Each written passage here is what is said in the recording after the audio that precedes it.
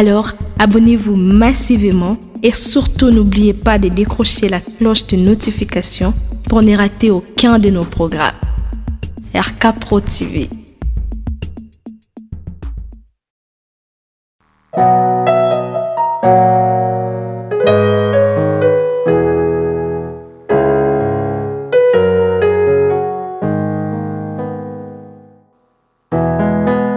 Okotisa babulami na etelo bwayo ya esantu pe olakisa lolenge ya kosanjola tango nyonso kombo na Yesu mokonzi.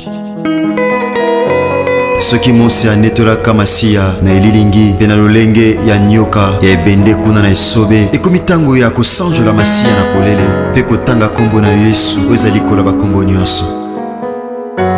Nzambe andima kokabola bokonzi bwa ye na biso baye tozalaki na se ya bowumbu ya Satan pe akomisa biso basantu na ntina kokokana na ye mosantu azali. Kombo bipa etangamaka bikomba bazwaka bana. Haleluya. Kombo elongola biso na bowumbu ya Satana. Kombo na Yesu. Kombo yo epesamela mokili na ntina ete lobiko etangama na mokili epai ya bato. Yesu Masiya tika na sanjola kombo na yo. Kombo epesamela mokili na ntina ete lobiko etangama na mokili epai wapi butu nkolela pe mikakatano ekomama na mitema ya bato. Kombo elatisa mokili lamba asika oyo moto moko te akoki kolongola yango.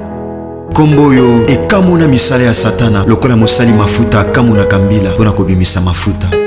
Kombo yo ememaka bomoi epai kufa elobama. Kombo yo ememaka lobiko epai bokono ewumela tango molai. Kombo yo epesaka biyano epai wapi mituna esukisa maele ya bato use. Kombo ebikisaka bokono oyo esukisa maele ya minganga. Kombo ebimisa maele ya bato liboma na ntina kotalisa ete moboko ya boyebi eza nde yo Yesu Kristo ya Nazareti. Kombo etanisaka tongo na mitema ya baye bawumela na butu ya mikakatano. Kombo emema lipamboli epai wapi mobondo elobama. Haleluya. Kombo etiaka makele makasi na matoyi ya baye bateka bomoi na ntina ya mbongo pe na ntina bisengo ya mokili. Kombo na Yesu Kristo. Kombo basantu akala basakola. Kombo yo eningisa pe etengamisa lifelo mpona libela. Kombo esopaka ngolu ya Nzambe Tata likolo na bato. Kombo yo elongisaka bayenge bene na bitumba ya molili pe ememaka pole mpona kongengisa banzela ya babulami. Kombo yo ebimisaka na libulu ya mikakatano pe ya kolela. Kombo ekausaka pinzoli na miso ya baye bazolela. Kombo ezongisaka na bomoi oyo si ekufa pe si ekauka. Kombo ezongisaka na bomoi ata osi ekundama. Kombo ezongisaka na bomoi ata miku ya kokauka. Kombo oyo etanisaka tongo na mitema be bazomela na kati ya molili. Kombo ezali kona bakombo nyonso. Kombo etangamaka tango nyonso solo. Kombo ekomaka elonga na mitema ya babulami.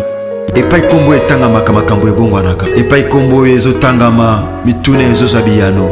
Epai kombo etangamaka. Haleluya. Ezalaki pasi ekomaka pete. Epai kombo etangamaka. Haleluya. Epai makambo emonanaki pasi mituna emonana pasi epai na bato mayele. Kombo na Yesu Masiya ekomisa yango pete. Kombo oyo ememaka esengo pe koseka na bilongo ebeba na ntina mitungisi ya pasi ya mokili. Kombo na Yesu. Kombo Nzambe Tata. Kombo eningisaka misala ya Satana. Kombo ezongisaka na bomoi. Kombo ebengaka na kozala eloko etikala kozala te. Kombo ememaka esengo na bilongo eseka kala. Kombo emema assurance na mitema ya bato. Kombo emema lobiko na bomoi ya bato. Kombo emema elonga na kati ya bomoi ya bato. Kombo ezali kona bakombo nyonso. Kombo epai etangamaka makambo ezobongwana. Tika tosanjola kombo na Masiya.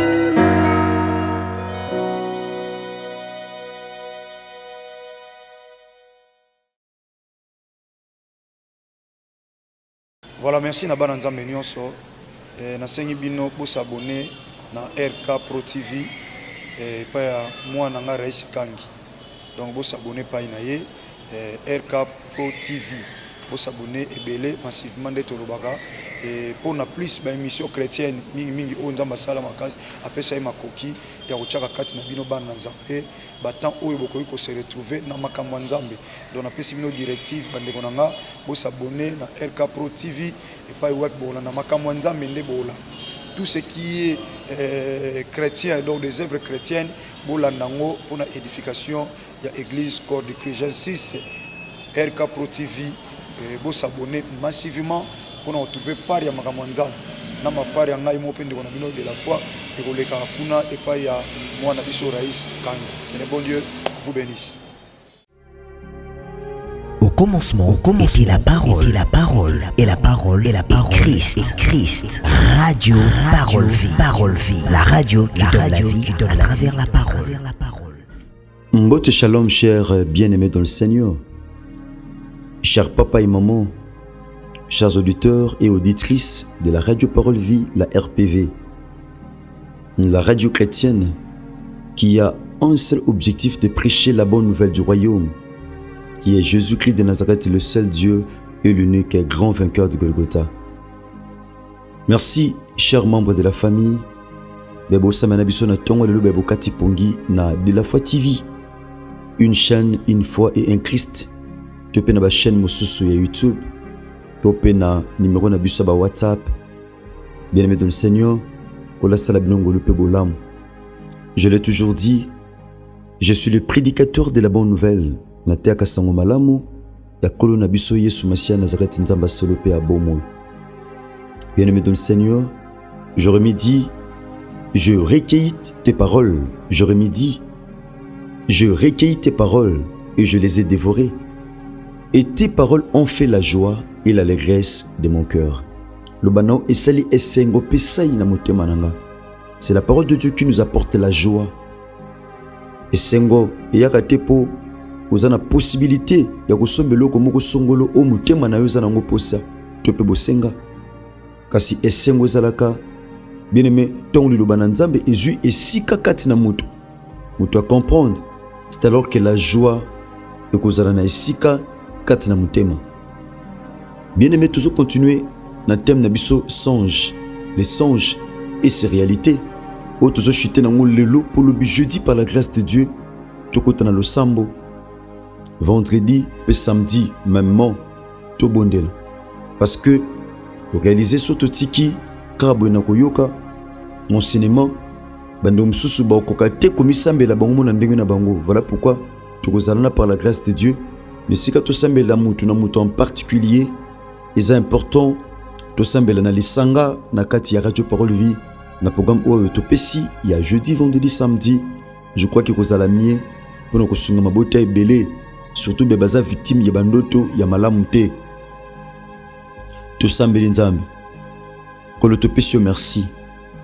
Il est écrit, Seigneur, le juste sont délivrés par la connaissance.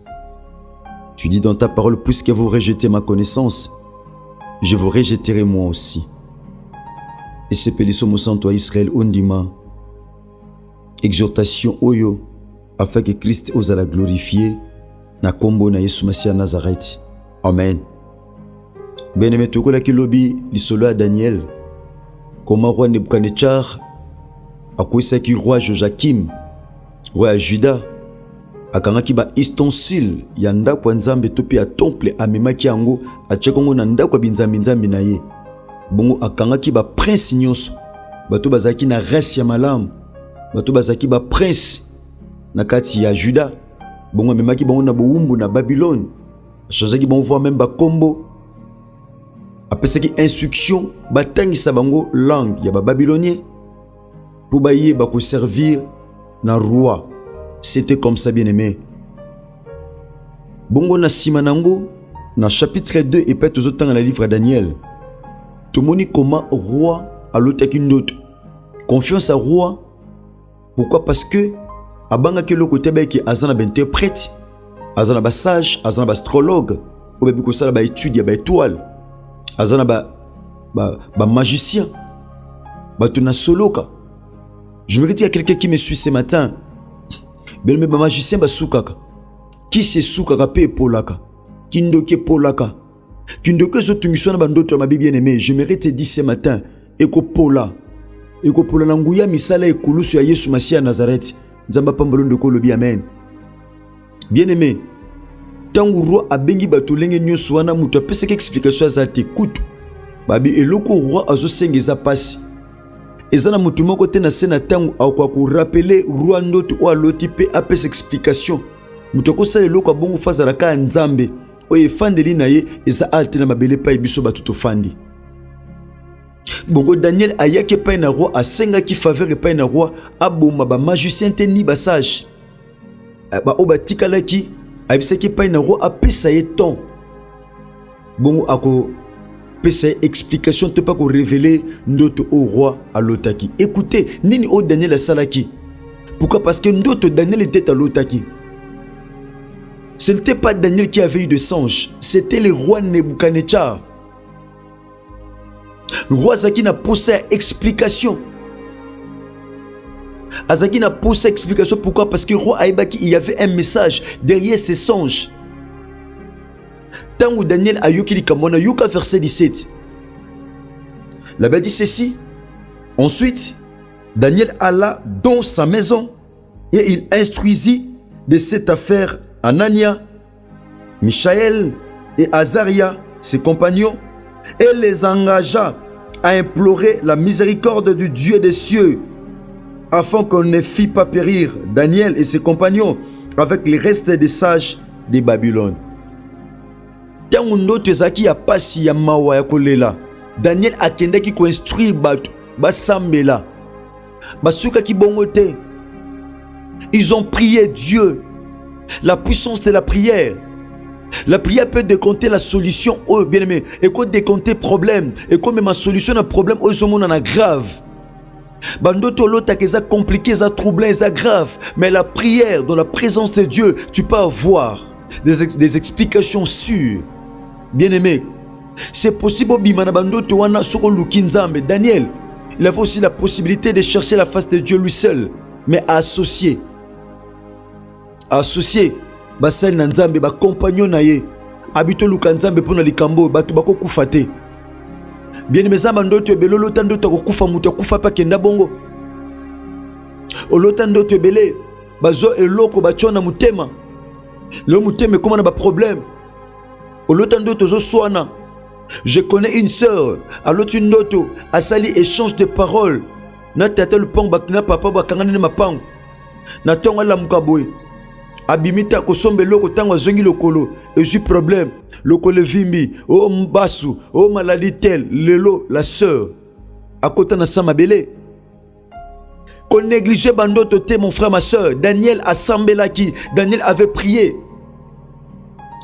Za lokola Daniel mon frère, za lokola Daniel ma sœur. Daniel a instruit batuba sambela ndenge nzaba chebiso radio parole vie na mutema to sangisa mon frère ma sœur. Yo ozana problème ya bandoto tom so lota rate tom soupe o lota me bandoto ki marayo ndenge kimi roi Nebuchadnezzar. Daniel a sangisi ba compagnon mais yoka puissance à prière. Bien aimé, la prière est une puissance. La Bible dit quelqu'un est-il dans la souffrance qu'il prie. Motokat la Bible n'a pas si assemblée. Bien aimé, peut-être au cause de la souffrance à bandoto. Ndoto mikakatano ya pasi ya bitumba. Tu dois prier mon frère, tu dois prier ma soeur. Celui qui est capable de prier est capable de tout. Le sambe ko tu son na monde ba décision. Le sambe ko bimisona bandoto wana compliqué, troublant, difficile à interpréter. Bien-aimé, Daniel tango sambe na ba compagnon na yoka verset suivant, verset 19, la Bible dit ceci. Alors les secrets furent révélés à Daniel dans une vision pendant la nuit. Oh, il y a des secrets que Dieu nous révèle dans la vision, dans les songes pendant la nuit. Cependant, Dieu nous parle tantôt d'une manière, tantôt d'une autre, par des songes, par des visions nocturnes. Daniel, dans la présence de Dieu, Daniel s'est disposé à chercher la face de Dieu. Voilà pourquoi la Bible dit: cherchez l'Éternel pendant qu'il se trouve et invoquez-le tandis qu'il est prêt. Cherchez l'Éternel pendant qu'il se trouve et invoquez-le tandis qu'il est prêt. Daniel, la Bible dit, alors les secrets furent révélés à Daniel dans une vision pendant la nuit. Et Daniel bénit les dieux des cieux. Alléluia. C'est possible que notre monde a compliqué. Nous avons révélé yango. Ata liso yango na mobimba, c'est possible, bien-aimé. Il y a un Dieu qui révèle des secrets. Oh, j'aime la parole. Je suis le prédicateur de la bonne nouvelle, bien-aimé dans le Seigneur. Il y a un Dieu qui révèle. Lorsque nous nous approchons de lui, lorsque nous prions, bien-aimé, c'est alors que Dieu va nous révéler les secrets. A ko faire comprendre yo pensée na ye par rapport aux hôtels sur na kati bandoto. Ah roi, alotaki ndoto sambela na été, mais Daniel avait prié. Bien-aimé, aux an importance à Lukanzambe. Aux an atina ko sambela nzambe. Nous avons 3 jours de prière, bien-aimé. 3 jours à Losambo. Aux alliés na bando bakamba bandoto. Lobby jeudi, vendredi et samedi na kati radio Parole Vie. To sambela bien, mais écoutez ceci. Dans verset 20, Daniel prit la parole et dit: béni soit le nom de Dieu d'éternité en éternité. Kombona Yahweh et tombo maekuma malibela na libela tope seko na seko. Daniel avait béni le nom de Dieu. Pourquoi? Parce que Dieu lui avait révélé les secrets. Oh, tangu nzamba révéler biso makambe bombama. Le coup maison aka pa inaye. Oyebi sanzambe Seigneur. Soko zong seninga ndoto na bosana. Oyebi ma compliqué Seigneur. Le coup me kozonge pa ino ndenge Daniel azong saki le coup me pa inayo. Abi béni soit le nom de l'Éternel. Le nom de Dieu d'éternité en éternité. À lui appartiennent la sagesse et la force. C'est lui qui change les temps et les circonstances. C'est lui qui renverse et qui établit les rois. Oh! Bien-aimé, dans verset 22, bien-aimé, il y a Daniel chapitre 2. Et peut-être aux ventes cette fois-ci, il révèle ce qui est profond et caché. Lorsque nous prions, lorsque nous nous approchons de ces dieux, dans une attitude, il y a le sambo. Bien-aimé, comme le dit ici, il révèle ce qui est profond et caché. Et le quoi est profond, et le quoi est caché dans Misabomoto, c'est possible que Dieu nous le révèle. Il y a un Dieu qui révèle les secrets. Makanisho batubazana ngwa mabe contre Dieu peut les révéler. Makanisho batubazana ngwa mabe contre yo, nzamba ko révéler ango. Lui seul capable de révéler les secrets. Oh batubako yebate. Il y a un Dieu qui nous révèle les secrets. Bienvenue dans le Seigneur. A révéler les secrets. Abiyom te révèle les secrets. Il révèle ce qui est profond et caché. Et le kwezabo zindo. Mais ton problème est profond. Ton combat est profond. Le problème de ces songes-là est profond. Seul Dieu est capable de révéler en haut. Yesu Masia Nazareth, Nzamba solo pe abomo. Yesu Masia Nazareth, Nzamba solo pe abomo. Il a dit quoi? Je mets ça. Il révèle ce qui est profond et caché. Il connaît ce qui est dans les ténèbres. Babi tumba zo yelo na ndoto. Ba kombe zo yelo na bandoto wana bien aimé. Ndongo zo lota oyebi to talisa makama bandoto ebele. Ouais, c'est juste une motivation pour m'habituer le sambo lobby. Oyebi yango mon frère et ma soeur. Bandoto ya ko lota na mapang aussi bolongwa. Bandoto ba mari pe ba femme de nuit. Bandoto ba olela bibembe. Bandoto ba olanda yo oko kimamba ngute. Bandoto za tenir uniforme. Bandoto so sili sa classe. Bandoto so baluka na kata zamba. Tout ça, il y a un Dieu qui révèle les secrets. Source bandoto wana nzamba za capable de révéler ango. Source bandoto wana Dieu est capable de te les révéler, bien-aimés dans le Seigneur. Chers auditeurs de la radio Parole Vie, chers téléspectateurs, il y a de la fatigue. Il révèle ce qui est profond et caché. Il connaît ce qui est dans les ténèbres. Et la lumière demeure avec lui. Pambate Polé et Bikakanaï et Longo. Bien-aimés, approchons-nous de ces dieux. Il a dit, il est écrit, bien-aimé, il est dit dans la parole de Dieu, approchez-vous des dieux et il s'approchera de vous. Il est temps, bien-aimé, tout semble pas une encolo. Na bandeno bien-aimé, tous en mesureté. Et au semble pour nous moko moko na tina batka bandoto.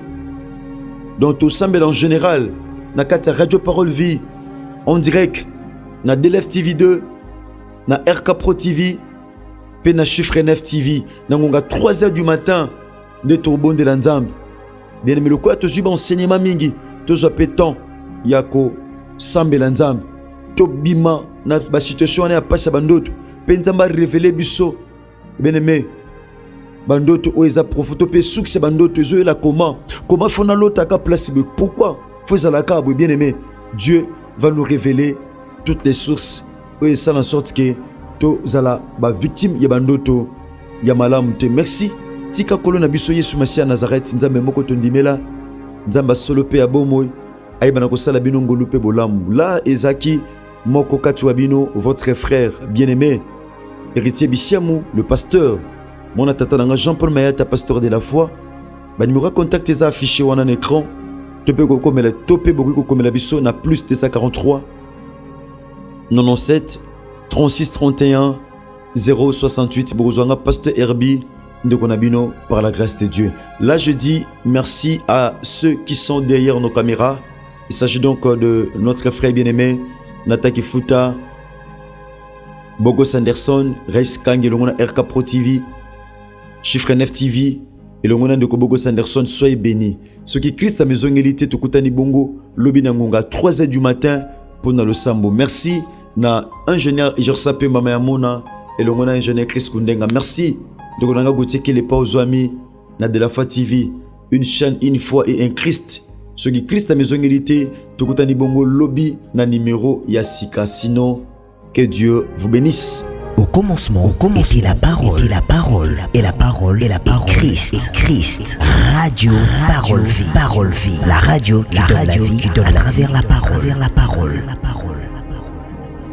Sur RK Prod pour équilibrer votre vie. Un programme consistant pour votre vie chrétienne. Campagne évangélique. Prédication. Prière.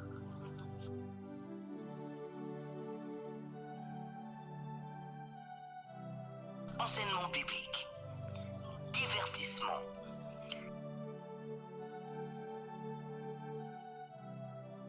Cinéma.